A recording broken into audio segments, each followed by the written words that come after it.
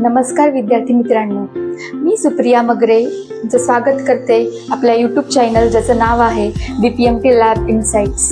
तर हा चॅनल खास करून BPMTच्या विद्यार्थ्यांकरिता आहे व BPMT म्हणजे काय या कोर्सबद्दल तुम्हाला माहिती जाणून घ्यायची असेल तर थोडक्यात मी आज तुम्हाला BPMT या कोर्सबद्दल माहिती देणार आहे। तरी तुम्ही चॅनलला सबस्क्राईब करून बेल आयकॉनला प्रेस करा व हा व्हिडिओ शेवटपर्यंत नक्की बघा व आवडल्यास लाईक जरूर करा। तुमच्यासाठी हा व्हिडिओ खूप फायदेशीर ठरणार आहे, कारण की नुकतेच तुम्ही 12वी बोर्डाची परीक्षा दिलेली आहे व आता नीटचा सुद्धा पेपर झालेला आहे। तर तुम्हाला नीटचा जर रिझल्ट कमी आला असेल व तुम्हाला मेडिकल या क्षेत्रामध्ये तुम्हाला जर करिअर घडवायचे असेल तुमचे आणि तुम्हाला कोर्सेसबद्दल माहिती पण हवी असेल तर मी तुम्हाला या सगळ्या कोर्सेसबद्दल माहिती या व्हिडिओमध्ये देणार आहे। तर तुम्ही व्हिडिओ नक्की शेवटपर्यंत बघा आणि तुम्हाला या कोर्ससाठी 12वी नंतर कुठल्याही एंट्रन्स एक्झाम देण्याची गरज नाही आहे। तुम्हाला थेट 12वी नंतर या पॅरामेडिकल कोर्सेसला ॲडमिशन मिळते। तर आपण हळूहळू पुढच्या स्लाइड्सवरती याची इन्फॉर्मेशन घेणार आहोत। तर मित्रांनो, general information about BPMT courses under MUHS Nashik university. आपण यामध्ये BPMT कोर्सेसबद्दल माहिती बघणार आहोत। MUHS नाशिक युनिव्हर्सिटी म्हणजेच Maharashtra university of health and sciences Nashik he university BPMT हा कोर्स प्रोव्हाइड करते। Course bachelors in paramedical technology म्हणजेच तुम्हाला 3 वर्षाचा बॅचलर्स ही डिग्री या कोर्समध्ये मिळणार आहे। Duration generally 3 years with some institutes mentioning 3+1 that is 1 year of mandatory internship program, total 4 years। म्हणजेच तुम्हाला हा course government as well as private institute सुद्धा प्रोव्हाइड करतात। तसेच तुम्हाला गव्हर्नमेंट मेडिकल कॉलेजेस म्हणजेच GMC मध्ये 3+1 असा क्रायटेरिया दिसतो। एका वर्षाची तुम्हाला इंटर्नशिप ही करणे कंपल्सरी आहे आणि तुम्ही जर इंटर्नशिप नाही केल्यास तुम्हाला डॉक्युमेंट्स वगैरे पूर्ण मिळत नाही, त्यामुळे तुम्हाला इंटर्नशिप हे करणे गरजेचे आहे। तसंच 3+1 असा तुमचा क्रायटेरिया असतो। तुम्हाला एका वर्षाच्या इंटर्नशिपमध्ये प्रतिमाहा 8,000 रुपये असे मानधन म्हणजेच तुमचं स्टायफंड सुद्धा मिळतो। मागच्या वर्षीपासून तुम्हाला 8,000 रुपये प्रतिमाहा स्टायफंड सुरू केलेला आहे। Eligibility criteria candidates must have pass their HSC examination 10+2 in first class.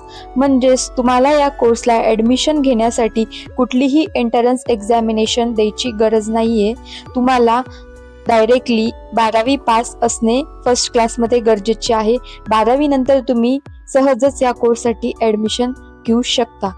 Core at level 10+2 HSC in PCB that is physics, chemistry, biology subjects and pursuing 15% aggregate marks। म्हणजेच तुम्हाला 12वी मध्ये PCB हा ग्रुप म्हणजेच physics, chemistry आणि biology हे 3 subjects असणे compulsory गरजेचे आहे व यामध्ये तुम्हाला 50% कमीत कमी मार्क घेणे गरजेचे आहे। Which English is compulsory subject and minimum age should be 17 years old. तुम्हाला इंग्रजी हा सब्जेक्ट तुम्हाला 12वीच्या परीक्षेत असणे गरजेचे आहे आणि कमीत कमी तुमचा वयोमर्यादा या कोर्सला ॲडमिशन घेण्यासाठी 17 वर्ष हवी। Some colleges conduct their own entrance examination otherwise and government medical college centralized or college level counseling based on merit। तुम्हाला प्रायव्हेट कॉलेजेसमध्ये त्यांचे स्वतंत्र एंट्रन्स एक्झामिनेशन थ्रू ॲडमिशन दिले जाते व गव्हर्नमेंट मेडिकल कॉलेज म्हणजेच GMC मध्ये तुम्हाला college level counselling based merit college तुम्हाला त्यांचं ॲडमिशनचं पूर्ण प्रोसिजर वगैरे ते तुम्ही कॉलेज लेवलला तुमचं ॲडमिशन होते। ॲडमिशन प्रोसेस आपण बघूया। तर admission is obtained merit based on marks obtained in 10+2 examination. तुम्हाला ॲडमिशन हे 12वीच्या बेसिसवर मिळते। स्पेशलायझेशन्स ऑफर्ड BPMT कोर्सेसच्या अंडर तुम्हाला खूप काही तुम्हाला कोर्सेस आहे, तुम्हाला स्पेशलायझेशन्स मिळतात। Several specialisations are available under the BPMT course. आपण या स्लाइडमध्ये त्या कोर्सेसबद्दल जाणून घेऊ एक एक करून।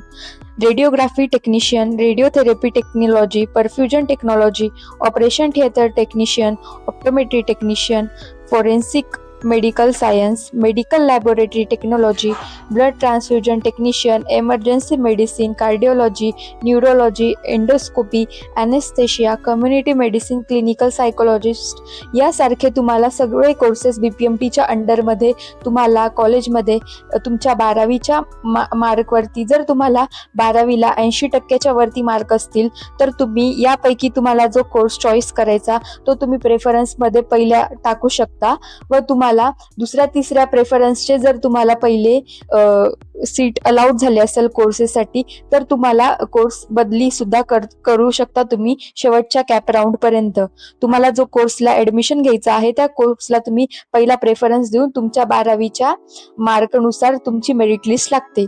तर आपण बघूया रेडिओग्राफी टेक्नॉलॉजी म्हणजे काय. तर रेडिओग्राफी टेक्नॉलॉजीमध्ये तुम्ही रेडिओलॉजी विभागात रेडिओग्राफी टेक्निशियन म्हणून काम करता. X-ray, CT scan, MRI imaging technician म्हणून तुम्ही काम करता. तुम्हाला यामध्ये एक्स-रे, CT स्कॅन, MRI याचे तुम्ही नॉलेज तुम्ही या कोर्सेसचा अभ्यास करून तुम्ही CT स्कॅन, एक्स-रे याचे स्वतंत्र तुम्ही डायग्नोस्टिक सेंटर सुद्धा तुमचे चालवू शकता व तुम्ही private as well as government हॉस्पिटलमध्ये रेडिओग्राफी टेक्निशियन म्हणून काम करू शकता.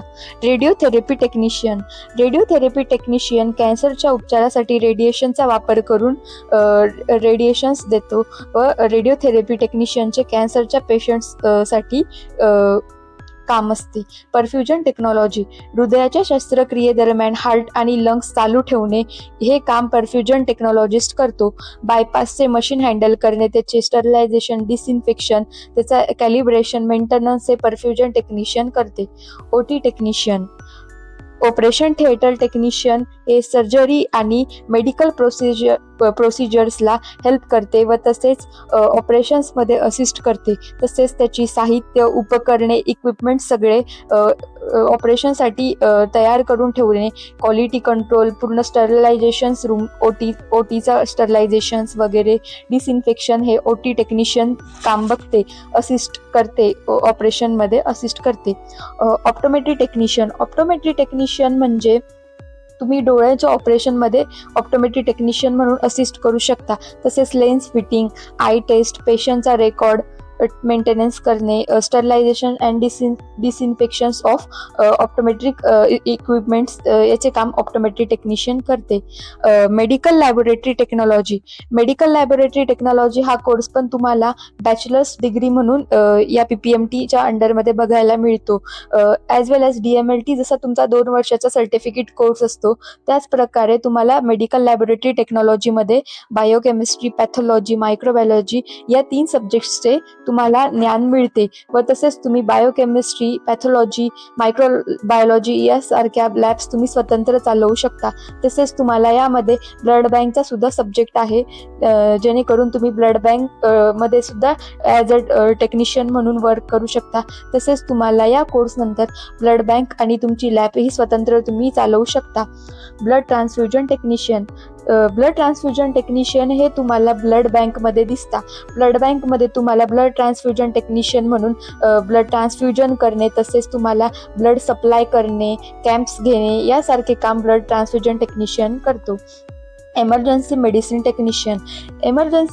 टेक्निशियन या ब्रांचमध्ये तुम्हाला प्रायमरी ट्रीटमेंट म्हणजेच तुम्हाला प्रथम उपचार, एखाद्या पेशंटचं अपघात, ॲक्सिडेंटल केस वगैरे ज्या काही असतील त्यासाठी तुम्हाला फर्स्ट एड करणे, प्रथम उपचार देणे या एमर्जन्सी मेडिसिन टेक्निशियन करतात.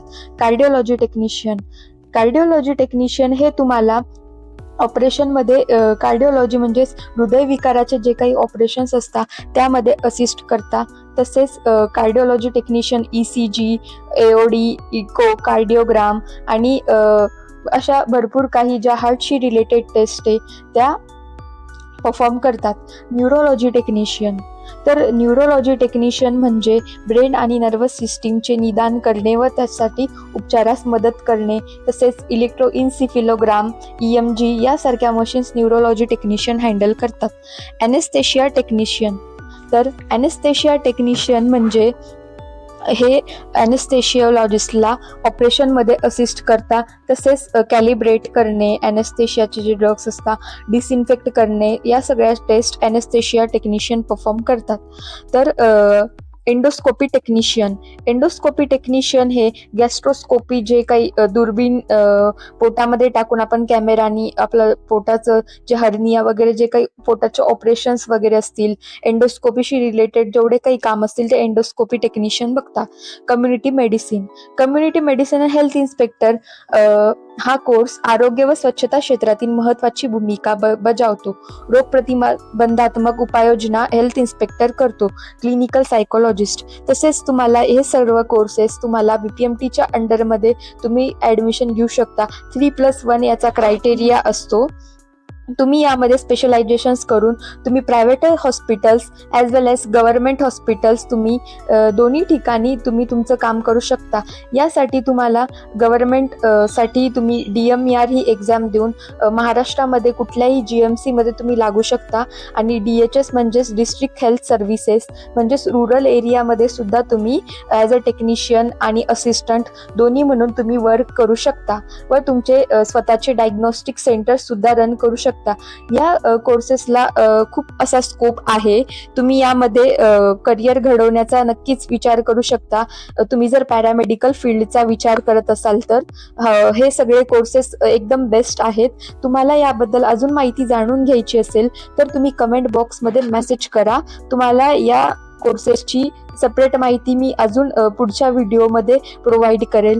तसेच मी नेक्स्ट व्हिडिओ आता मेडिकल लॅबोरेटरी टेक्नॉलॉजी यावर बनवणार आहे. कारण माझे BPMT हे मेडिकल लॅबोरेटरी टेक्नॉलॉजी या कोर्समध्ये कंप्लीट झाले असून GMC छत्रपती संभाजीनगरमध्ये माझा हा कोर्स कंप्लीट झालेला आहे.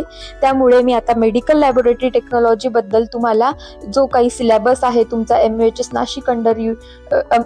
नाशिक युनिव्हर्सिटीच्या अंडरमध्ये तुम्हाला मेडिकल लॅबोरेटरी टेक्नॉलॉजीस्ट BPMTमध्ये जो काही सिलेबस वगैरे आहे तो मी एक एक करून तुम्हाला सगळे लेक्चर्स प्रोव्हाइड करणार आहे. तरी तुम्ही व्हिडिओला लाईक करा व जास्तीत जास्त शेअर करा, जेणेकरून जे 12वी पास विद्यार्थी आहे ज्यांना या कोर्सेस बद्दल माहिती हवी आहे ते या व्हिडिओ बघून त्यांना ही माहिती मिळेल. धन्यवाद.